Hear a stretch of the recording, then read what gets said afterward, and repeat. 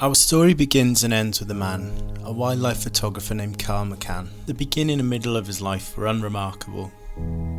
After high school he stayed in college for a semester before a 4-year tour in the Navy. Then he worked on a ferry between Washington State and Alaska. He did odd jobs after making his home in Alaska around 1970. In 1976 he spent 5 months alone in the desolate Brooks Range in Alaska. We don't know much about this trip, but we know it was successful. Successful at least in the fact that he made it back alive. 5 years later, Carl McCunn arranged to be flown into a nameless lake in a nameless valley, 225 miles northeast of Fairbanks in March 1981. His plan was to photograph the tundra. He arrived just as winter was ending, and it's claimed he knew that area quite well. He took with him 500 rolls of film, photography equipment, firearms, 600 kilograms of provisions. According to his diary, he planned to stay until around mid-August. His early diary entries detail his fascination with the loons, swans and other waterfowl. He wrote of the return of the creatures to their summer grounds. By early August, his supplies started to dwindle. His concerns started to grow. The season started to change, leaves started to fall from the trees, and the temperature started to drop. By mid-August, his diary entries were not dated. He spent much of his time searching for food. He tells of using a net weighted with links of chain to catch fish in a creek by the lake. Towards the end of August, his anxiety started to grow even more.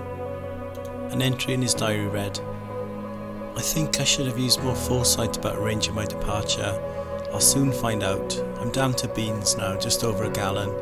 That may not last 2 weeks. Finished off the rice yesterday." Meanwhile, concerned friends asked the Alaska State Troopers to check on McCunn. Trooper David Hamilton flew over McCunn's camp. Later he testified he saw McCunn waving a red bag. He said he circled and McCunn waved in a casual manner and watched us fly by. On the third pass, Trooper David Hamilton reports he turned and walked back towards the tent, slowly, casually. No wave, no nothing. We surmised there was no immediate danger or need for emergency aid.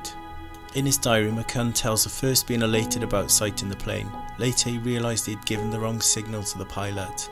He first waved his orange sleeping bag cover, then saw the plane had wheels and quit waving. "I recall raising my right hand shoulder high and shaking my fist on the plane's second pass. It was a little cheer like when your team scored a touchdown or something." But as he noted in his diary correctly, it turns out that's the signal or very similar for "all okay, do not wait." In fact, the actual signal he should have used was 2 hands raised vertically above his head. That's the signal to be picked up. In October he was competing with wolves and foxes for the rabbits he snared. The foxes and the wolves occasionally beat him to his catches. Perhaps sealing his fate is something that his father later revealed. As on a previous excursion he'd been late, his father had notified the police, who started asking McCunn's friends. McCunn had asked his father not to do that again. In November, Carl McCunn finally ran out of food. All he had left were a few spices. He wrote in his diary, "I feel very down but not quite out, damn close however." Around Thanksgiving, McCunn was beginning to have dizzy spells. "I feel miserable. I've had the chills upon waking him for the past 3 days," he wrote. "I can't take much more of this, and I can't stop thinking about using the bullet either."